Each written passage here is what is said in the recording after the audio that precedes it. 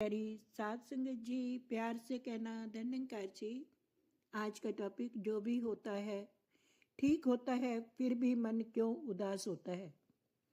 एक भक्ति रचना की लाइन है कि इंसान कितना परेशान होता है। होना तो वही है जो परमात्मा करता है, लेकिन फिर भी इंसान बहुत कमज़ोर दिल का होता है, परेशान होता है, उदास होता है।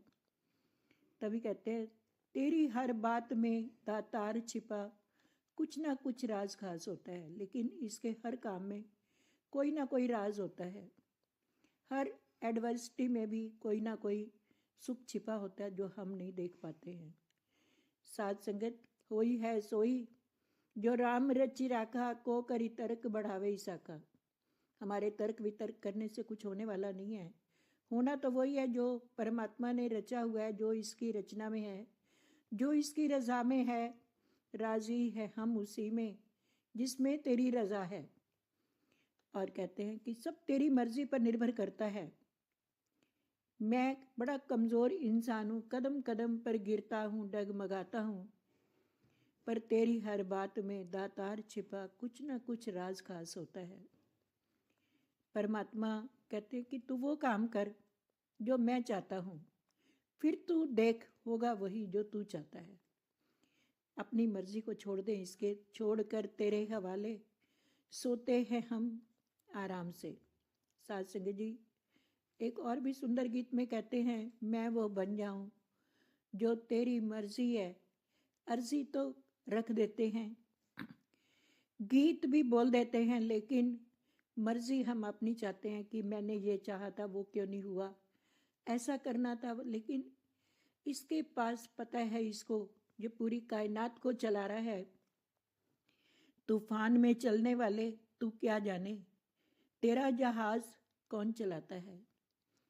ये चलाता है खुद खुदा चलाता है। ये चाहे तो एक पत्ता भी इसकी मर्जी के बगैर नहीं हिल सकता है। तभी कहते हैं तूफान में चलने वाले तू क्या जाने, तेरा जहाज खुद चलाता है, इसके इशारे पर सारी कायनात चलती है। ये सूरज चांद धरती तारे, फिर भी मैं इससे कितना तर्क वितर्क करता हूँ, तूने ऐसा क्यों किया, तूने ऐसा क्यों किया।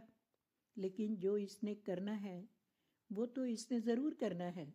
और वो कहते हैं जो है सुखदाई गुर सीख लई, वो ज़रूर करता है। कई बातें हमारी मर्जी के मुताबिक नहीं होती हैं, हम बड़ा परेशान होते हैं, लेकिन बाद में जब रिजल्ट निकलता है तो पता चलता है कि ये बिल्कुल सही है।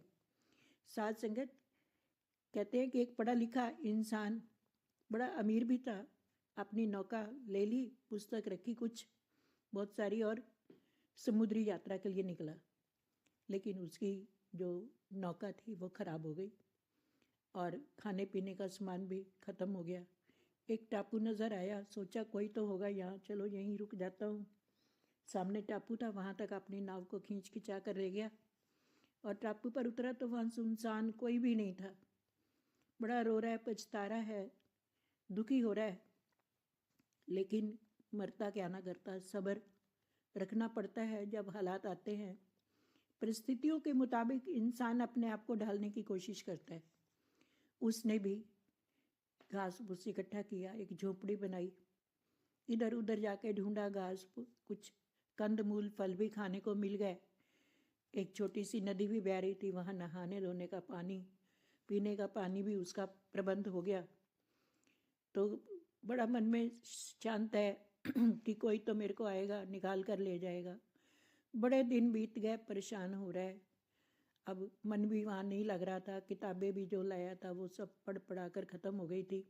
अब कुछ था ही नहीं उसके पास, और कह रहा है कोई मनोरंजन का साधन नहीं, कुछ भी नहीं, ये मेरे साथ परमात्मा क्या किया तूने।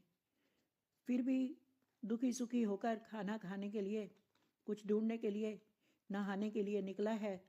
झोंपड़ी खड़ी है वहीं पर अपनी जगह पर, उसको थोड़ा सा बंद करके जाता है कि कोई पंछी कोई जानवर ना आ जाए, उनसे बचाने के लिए। और चला जाता है नहाने के लिए, खाने का प्रबंध करने के लिए, कंद मूल फल लेने के लिए। और वापस आता है जब सब कुछ कर कर, तो देखता है कि झोंपड़ी को दूर से ही देखता है आग लगी हुई है, धुआं निकल रहा है। वहीं पर बहुत चिल्ला चिल्ला कर रो रहा है ज़ोर ज़ोर से, कि हाथ भी ऊपर कर रहा है और ज़ोर ज़ोर से चिल्ला रहा है कि मेरी झोंपड़ी को भी तूने फूंक दिया।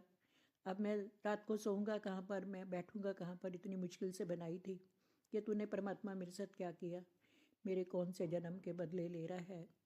बहुत सारे सवाल कर रहा है परमात्मा से, उछल उछल कर रो रहा है, चिल्ला रहा है। लेकिन तभी एक रेस्क्यू वाले उन्होंने आकर अपना, वो आए, शिप पर थे, उन्होंने दूर से ही देखा था, उन्होंने अपना हेलीकॉप्टर वहीं उतारा और देखा कि किसी झोंपड़ी को आग लगी है। समझ आ गई कि यहाँ कोई ना कोई इंसान है, तभी तो आग लगी है। अगर वो झोपड़ी ना जलती तो उन्हें पता ही नहीं चलता। जैसे ही पहुँचे, कहा कि आपकी झोंपड़ी को आग लगी है, हमें पता चल गया था कि यहाँ कोई इंसान है।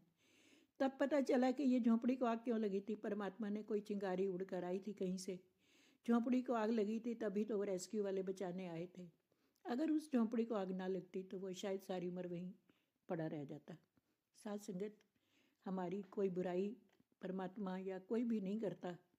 हमारे लिए जो भी होता है वो अच्छे के लिए ही होता है। हम लेकिन उस वक़्त बड़े परेशान होते हैं कि ऐसा क्यों हुआ।